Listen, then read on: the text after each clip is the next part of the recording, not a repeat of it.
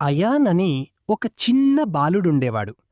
ఒకరోజు అతను తన తల్లిదండ్రులతో కలిసి ఒక పెద్ద హోటల్కు వెళ్ళాడు. ఆ హోటల్ చాలా అందంగా ఉంది. ప్రకాశవంతమైన దీపాలు, రుచికరమైన ఆహారం మరియు నవ్వుతున్న జనం. ఒక వెయిటర్ చాలా కష్టపడి పనిచేయడం అయాన్ గమనించాడు. కాని ఎవ్వరూ అతన్ని మెచ్చుకోవడం లేదు.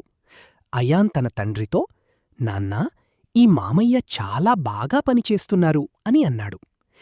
భోజనం అయిపోయిన తర్వాత అయాన్ ఆ వెయిటర్ వద్దకు వెళ్ళి, మామయ్య, మీ పని అద్భుతంగా ఉంది, ధన్యవాదాలు అని అన్నాడు. ఆ వెయిటర్ ముఖంపై పెద్ద చిరునవ్వు విరిసింది. ఆ వెయిటర్, కుమారా, నీ ఈ చిన్న పని నాకు ఎంతో ఆనందాన్నిచ్చింది అని అన్నాడు.